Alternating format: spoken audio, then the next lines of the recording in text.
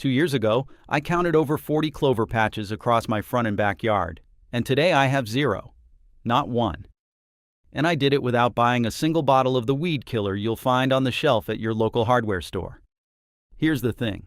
Most homeowners spend somewhere between $50 and $100 every single season spraying clover with broadleaf weed killers. And by the following spring, it's all back again, sometimes worse than before. I know because that was me for the better part of a decade. I'd spray, the clover would yellow out. I'd feel good about it for a few weeks. And then by midsummer it was creeping right back in like nothing ever happened. Then about 3 seasons ago, I started looking at this problem differently. Instead of asking how do I kill clover, I started asking why does clover keep winning? And what I found completely changed my approach. It turns out clover isn't really a weed problem at all. It's a soil problem.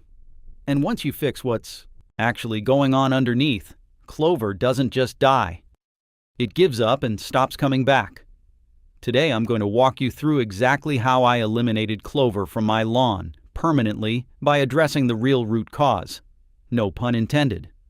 I'm going to give you the specific products, the exact timing, the measurements, and the visual cues, so you can follow along whether you're in Zone 4 or Zone 8.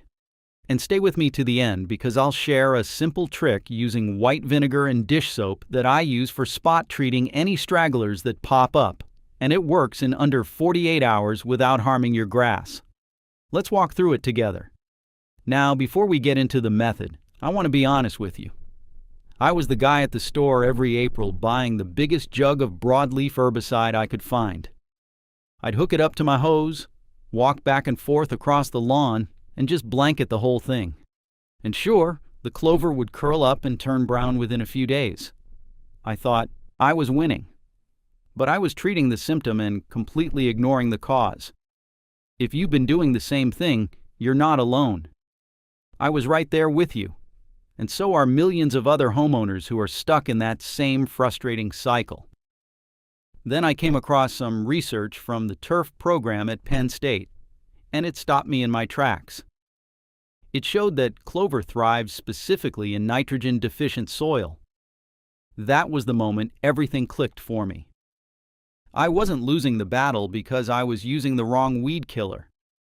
I was losing because my soil was practically rolling out the red carpet for clover to move in. Here's what I learned that changed everything. Clover is what's called a nitrogen fixer. It has a symbiotic relationship with bacteria in the soil that allows it to pull nitrogen right out of the air and convert it into a form it can use. That's a huge competitive advantage in a lawn where the soil is low on nitrogen, because your grass can't do that. Your turf grasses, whether you're growing Kentucky bluegrass, tall fescue, or perennial ryegrass, they depend entirely on the nitrogen that's already in the soil. So when nitrogen levels drop, your grass gets thin and weak, and clover moves right into those gaps because it doesn't need what your grass needs. It makes its own. Once you understand this, everything else makes perfect sense. The solution isn't to keep killing clover over and over. The solution is to build a soil environment where your grass is so thick and well-fed that clover simply can't compete. Research from Michigan State's turf program backs this up. Lawns with consistent, adequate nitrogen fertility show up to 90% less clover invasion compared to unfertilized lawns. That number floored me. And after testing this approach for 3 full seasons now, I can tell you it holds up in the real world too. So the first thing you need to do is find out exactly what your soil is missing. And the only way to do that is with a soil test.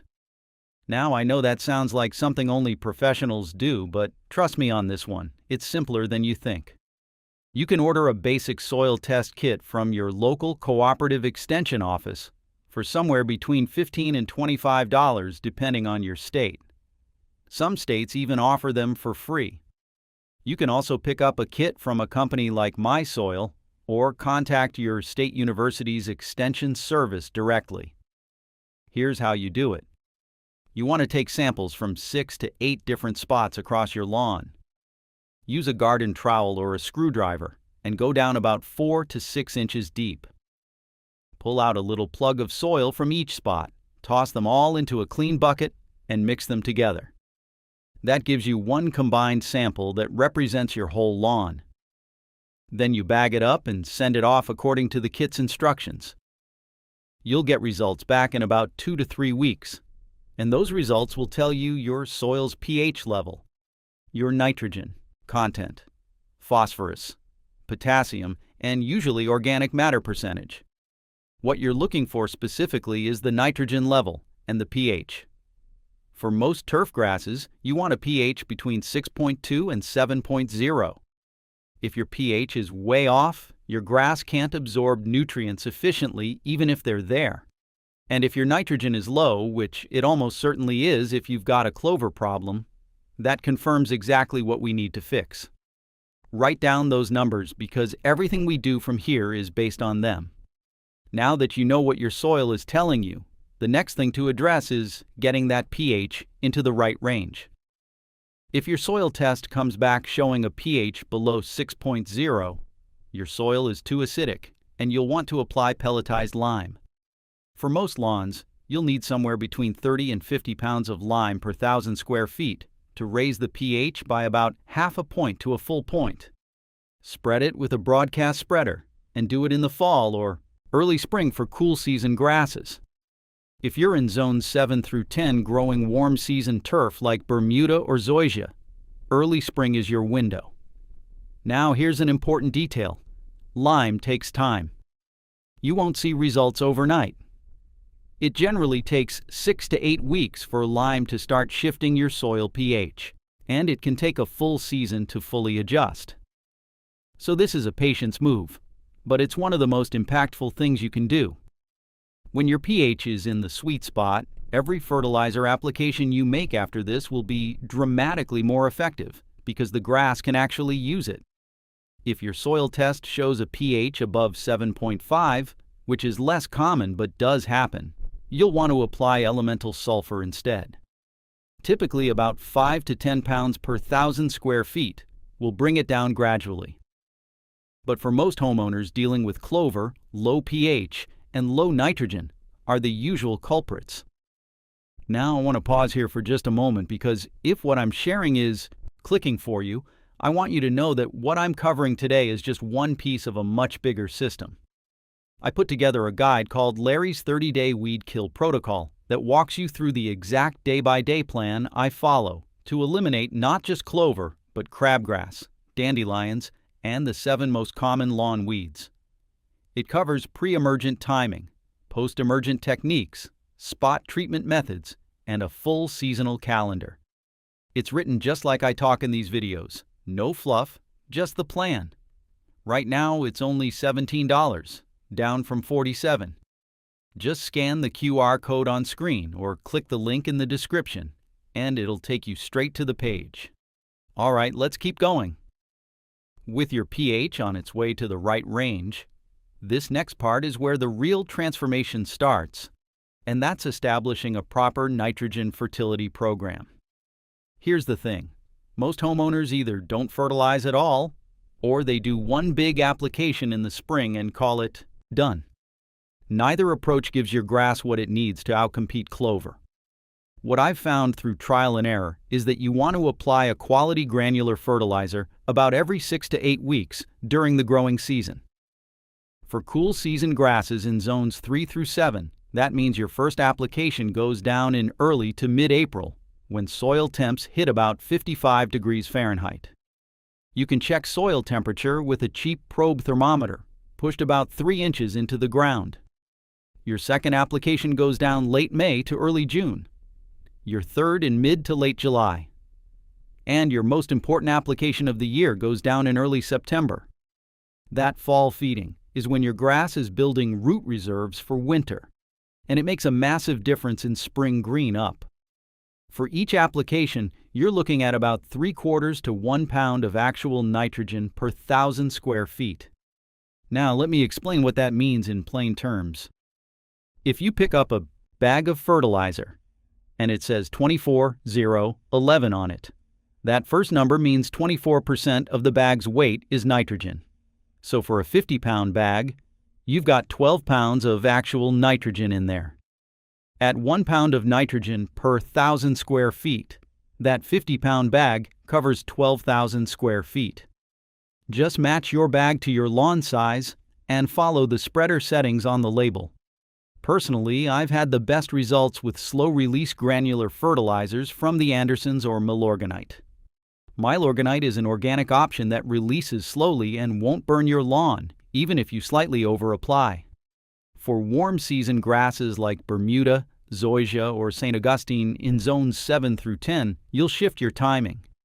Your first application goes down when your grass comes out of dormancy, usually when soil temps hit 65 degrees Fahrenheit consistently. Then follow the same 6 to 8 week cycle through summer, with your last application about 6 weeks before your average first frost date. The visual cue you're watching for is this. Within about 3 to 4 weeks of your first proper fertilizer application, you should see your grass thicken up noticeably and shift to a deeper green.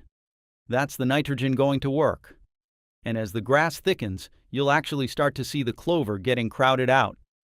It's not dramatic overnight, but it is unmistakable. Now that you've got nutrition working in your favor, the next thing is to adjust your mowing habits, because this is where most people go wrong and don't even realize it. Mowing height is one of the most powerful weed suppression tools you have, and it doesn't cost you a penny. The conventional approach is to cut the grass short because it looks neat and tidy. I did this myself for years, buzzing it down to about 2 inches every time. But here's what happens when you cut that low. You're removing so much leaf blade that the grass can't shade the soil surface.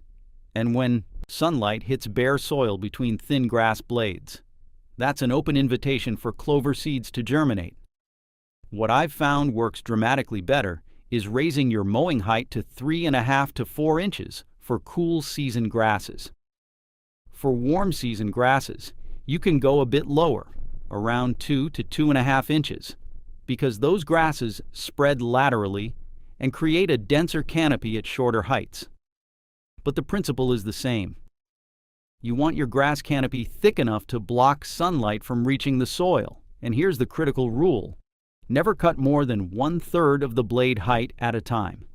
So if your grass is at 4.5 inches, you mow it back to 3 inches, which means 3.5 to 4 is your ideal maintained height, with mowing triggered when it hits about 4.5 to 5 inches. For most lawns during the growing season, that means you're mowing once or twice a week. Trust me on this one, raising your mow height is one of those changes that seems too simple to matter. But after one full season, the difference is striking. My grass went from patchy and thin with clover filling every gap to a dense, tight canopy that just doesn't leave room for anything else to take hold. Now let's talk about the one thing that ties all of this together, and that's overseeding to fill in the thin and bare spots that clover loves to colonize. Think of it this way.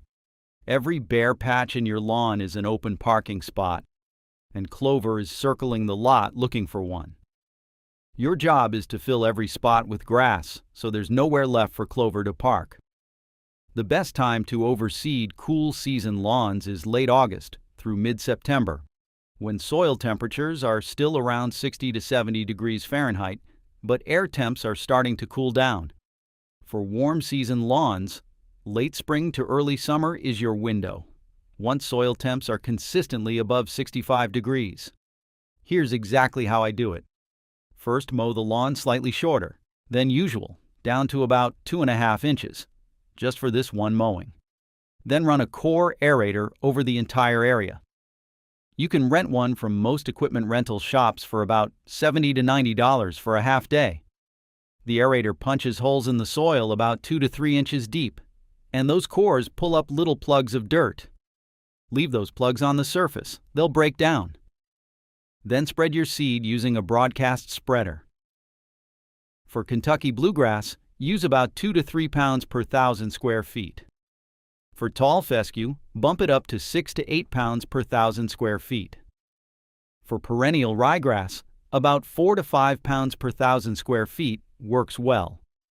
I've had excellent results with Jonathan Green Black Beauty Ultra for cool season lawns. For warm season, Bermuda seed at 1 to 2 pounds per 1,000 square feet is a solid choice, though many warm season grasses are better established from sod or plugs. After seeding, apply a starter fertilizer. This is different from your regular fertilizer because it's higher in phosphorus, which helps root development. Follow the bag rate exactly. Then keep the seeded areas moist, not soaking wet but damp. Water lightly 2 to 3 times per day for the first 2 to 3 weeks until you see germination. You should start to see little green sprouts poking up within 7 to 14 days depending on the variety. Once the new grass hits about 2 inches tall, you can reduce watering to once daily, and once it hits 3 to 3.5 inches, resume your normal mowing schedule at the higher height we talked about. Now let me walk you through a few common patterns I see that keep homeowners stuck in the clover cycle, because understanding these will help you avoid the traps I fell into. The first pattern is what I call the spray and pray approach. Homeowners grab a broadleaf herbicide, spray the clover, and wait. And it works, temporarily. But because nothing was done to fix the underlying soil conditions or thicken the grass, new clover seeds germinate within weeks and fill right back in. I did this myself for years and spent hundreds of dollars with nothing permanent to show for it. The better approach is what we've been talking about. Fix the soil, feed the grass, and let the turf itself become your weed barrier. The second pattern is inconsistent fertilization. A lot of folks will fertilize once in the spring, maybe once in the fall, and skip everything in between. The problem is that nitrogen doesn't hang around in the soil forever. It gets used up by the grass and leached out by rain. When you skip applications, your nitrogen levels drop, your grass thins out, and clover moves right back in. Consistent feeding every 6 to 8 weeks during the growing season is what keeps the grass dense enough to hold its ground. The third pattern is mowing too short, which we already covered, but I want to emphasize it here because it's probably the single most common mistake I see. Cutting below 3 inches on a cool season lawn is like giving clover a personal invitation. Once I raised my mower height and stuck with it, the change in weed pressure was noticeable within a single season. It's simpler than you think, but you have to actually commit to it. The fourth pattern is ignoring bare spots. Even a patch the size of your hand can become a clover colony within a month during the growing season. Anytime you see a bare spot, whether it's from dog urine, foot traffic, or a disease patch, get seed on it quickly. Keep a small bag of seed and some starter fertilizer in the garage so you can patch repair on the spot. 5 minutes of work now saves you a clover invasion later. Now, here's the bonus tip I promised you at the beginning. And this one is specifically for dealing with any individual clover plants that pop up while your lawn is transitioning to a healthier state. Because even with the best fertility and mowing program, you might see a few patches show up, especially in that first season before everything fully fills in. Here's what I do. Take a regular spray bottle and fill it with 1 cup of white vinegar, the standard 5% concentration you have in your kitchen. Add 1 teaspoon of liquid dish soap. Then top it off with about half a cup of warm water. The vinegar acts as a desiccant. It dries out the clover leaves. The dish soap breaks the surface tension so the solution sticks to the waxy leaf surface instead of beading off. Now here's the critical part. You spray this directly onto the clover leaves on a sunny day when temperatures are above 65 degrees Fahrenheit. Spray just the clover, not the surrounding grass. Get the leaves nice and wet. Within 24 to 48 hours, the clover leaves will brown and shrivel. For established clover patches, you may need 2 applications about 3 days apart. This won't kill the root system the way a systemic herbicide would, but it knocks the clover back hard enough that your thickening grass can take over that space. I've used this method as a bridge treatment for 3 seasons now, and it works beautifully for keeping things clean, while the long-term soil and fertility fixes do their job. Now, I want to be straight with you. What I showed you today is a real lasting solution, but it's not an overnight fix. If you're expecting to spray something on Saturday and have a clover-free lawn by Monday, This isn't that approach. This is about building a lawn environment over 1 to 2 full seasons where clover simply cannot compete. But once you get there, and you will get there, you won't be buying weed killer every spring anymore. That cycle is over. Everything I walked through today, the soil testing, the pH correction, the nitrogen program, the mowing height adjustment, the overseeding, it's all part of the complete system I lay out in Larry's 30-day weed kill protocol. The guide goes deeper into day-by-day timing, includes a full seasonal maintenance calendar, covers the 7 most common lawn weeds and how to identify them, and gives you the exact products and spreader settings I use. It's written the same way I talk in these videos, plain English, no fluff. It's $17 right now, down from $47. Scan the QR code on your screen or click the link in the description to grab your copy. Trust me on this one, it'll save you 10 times that in weed killer alone. If you stuck with me through this whole video, I appreciate it. Your lawn can absolutely get to a place where clover is just a memory, just like mine did. Drop a comment below and tell me how bad your clover situation is right now. I read everyone and I'll do my best to point you in the right direction. Thanks for spending some time with me today, and I'll see you in the next one.